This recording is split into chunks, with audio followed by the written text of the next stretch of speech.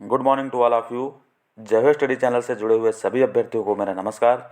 आज का जो टॉपिक हम आपके सामने लेके आए हैं उस टॉपिक का नाम है आर्टिकल 22 अनुच्छेद 22।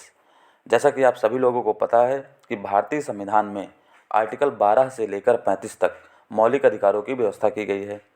टोटल 6 प्रकार के मौलिक अधिकार हैं। आर्टिकल 19 से लेकर 22 तक स्वतंत्रता के अधिकार के बारे में चर्चा की गई है। तो स्वतंत्रता के अधिकार के क्रम में जो आर्टिकल 22 है उसी को हम लोग यहाँ पर पढ़ने वाले हैं। आर्टिकल 22 मौलिक अधिकारों की दृष्टि से देखा जाए तो बहुत ही महत्वपूर्ण अनुच्छेद है और ये महत्वपूर्ण इस क्रम में हो जाता है क्योंकि हमने 200 साल औपनिवेशिक शासनकाल की मार झेली थी, ब्रिटिश हुकूमत का दंश झेला था, ब्रिटिश पुलिसिया राज के दंड हमने झेले थे। तो संविधान निर्माताओं ने जब संविधान का निर्माण किया तो अपने यानी खुद के ऊपर झेले गए उस दंड को उन्होंने बहुत अच्छे से महसूस किया और उन्होंने पाया कि इस डेमोक्रेसी में, इस जनतंत्र में कोई एक ऐसा कानून हमें बनाना है या कुछ ऐसे मौलिक अधिकार रखने हैं जिससे पुलिसिया राज के द्वारा इस व्यक्तियों को सताया ना जा सके। तो यानी औपनिवेशिक शासनकाल के दंश से हमने सीखते हुए या हमारे संविधान निर्माताओं ने उससे कुछ सीखते हुए आर्टिकल 22 को डाला। यानी अगर किसी व्यक्ति को गिरफ्तार किया जाता है तो उसके भी अपने मौलिक अधिकार होते हैं। तो उनके मौलिक अधिकारों की चर्चा यहाँ पर की जा रही है कि अगर किसी व्यक्ति को पुलिस गिरफ्तार करने गई है तो उसके पास क्या मौलिक अधिकार होंगे, फिर गिरफ्तार करके अगर उसको जेल में डाला गया तो उसके क्या मौलिक अधिकार होंगे। तो चलिए चर्चा करते हैं आज हम आर्टिकल 22 की और आर्टिकल 22 के चारों पार्ट को हम लोग 5 मिनट के भीतर कवर करने का प्रयास करते हैं। आर्टिकल 22(1) में क्या लिखा हुआ है? आर्टिकल 22(1) में लिखा है कि गिरफ्तारी का कारण जानना हमारा मौलिक अधिकार है।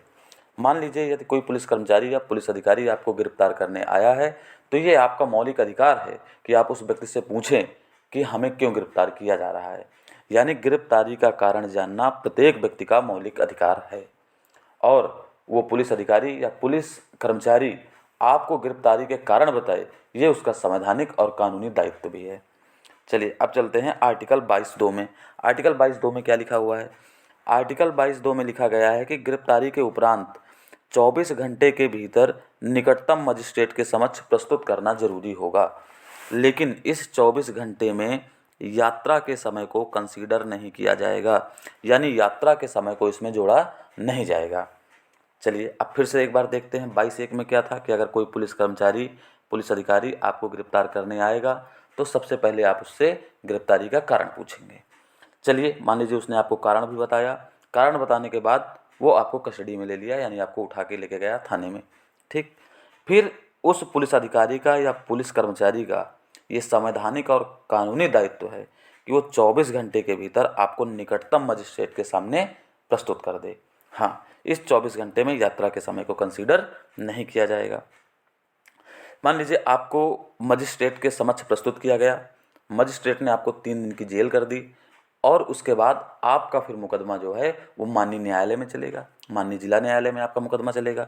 तो जब आप जिला न्यायालय में जाएंगे तो आर्टिकल 22(3) कहता है कि आप अपने मनपसंद का वकील भी चुन सकते हैं। तो यानी अपने मनपसंद के वकील चुनने का जो अधिकार है वो आर्टिकल 22(3) में है। यानी आर्टिकल 22(1) में गिरफ्तारी का कारण जानना मौलिक अधिकार है, 22(2) में 24 घंटे के भीतर गिरफ्तार व्यक्ति को मजिस्ट्रेट के सामने पहुंचाना ये पुलिस वालों का संवैधानिक दायित्व है और 22(3) में क्या लिखा गया है कि अपने मनपसंद का वकील चुनना ये आपका मौलिक अधिकार है। चलिए चर्चा करते हैं अब हम लोग आर्टिकल 22(4) के बारे में। क्या है आर्टिकल 22(4)? ये आर्टिकल 22(4) वाकई में बहुत ही कठोर कानून है और इस कानून का प्रयोग यदा कदा ही परिस्थितियों में किया जाता है। इसमें लिखा गया है निवारक निरोध यानी प्रिवेंटिव डिटेंशन। क्या होता है प्रिवेंटिव डिटेंशन, क्या होता है निवारक निरोध, इसको हम समझते हैं और इनका प्रयोग किन परिस्थितियों में किया जाएगा या किन व्यक्तियों पर किया जाएगा ये हम देखने का प्रयास करते हैं। अगर मामला राष्ट्रीय सुरक्षा से जुड़ा हुआ है, मामला अगर राष्ट्रीय सुरक्षा से जुड़ा हुआ है या फिर मामला आंतरिक सुरक्षा से जुड़ा हुआ है, यानी मान लीजिए किसी व्यक्ति को संदेह के आधार पे और संदेह इस कदर हो कि उस व्यक्ति से आंतरिक सुरक्षा को खतरा हो, यानी आपसी सौहार्द और भाईचारा बिगड़ने की संभावना हो, सांप्रदायिक दंगे हो जाने की संभावना हो, या फिर मान लीजिए किसी व्यक्ति के ऊपर ये संदेह है कि उसकी संलिप्तता किसी आतंकवादी गतिविधियों में है, तो उससे राष्ट्रीय सुरक्षा का खतरा बढ़ जाएगा। तो जब आंतरिक सुरक्षा को खतरा हो और राष्ट्रीय सुरक्षा को खतरा हो तो उस स्थिति में पुलिस के पास ये अधिकार है कि वो निवारक निरोध कानून के तहत किसी व्यक्ति को अगर गिरफ्तार करेगा तो पहली बार में वो 3 माह तक कस्टडी में उसको रख सकता है। फिर उसमें ये 24 घंटे के भीतर निकटतम मजिस्ट्रेट के सामने पहुंचाने वाला नियम इस पर अप्लाई नहीं होगा। वो 3 माह तक उस व्यक्ति को कस्टडी में रखेगा, उसको रिमांड पे भी लेगा, उससे पूछताछ करेगा और उसके खिलाफ सबूत भी इकट्ठा करने का प्रयास या साक्ष्य इकट्ठा करने का प्रयास पुलिस अधिकारियों के द्वारा किया जाएगा। हाँ, पहली बार में 3 माह है और अधिकतम 4 माह है। लेकिन ये 3 माह से 1 माह का ड्यूरेशन अगर आपको बढ़ाना है, यानी 1 माह तक उस व्यक्ति को और डिटेन करके रखना है, तो आप इतना जान लीजिए कि उसके लिए परामर्श बोर्ड से सलाह लेनी पड़ेगी। अब ये परामर्श बोर्ड क्या होता है, यानी एडवाइजरी बोर्ड। परामर्श बोर्ड में एक न्यायाधीश रहता है जो कि हाई कोर्ट के द्वारा अपॉइंट किया जाता है। अगर उस परामर्श बोर्ड ने ऐसा करने की सलाह दी तो फिर उस व्यक्ति के डिटेंशन को 1 माह तक बढ़ाया जा सकता है, अन्यथा फिर नहीं बढ़ाया जा सकता है।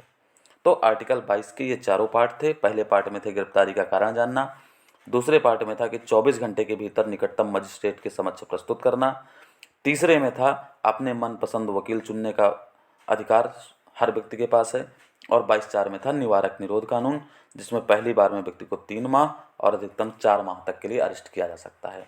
तो आज के इस वीडियो लेक्चर में बस इतना ही। मिलते हैं नेक्स्ट वीडियो में आपके साथ, तब तक के लिए धन्यवाद।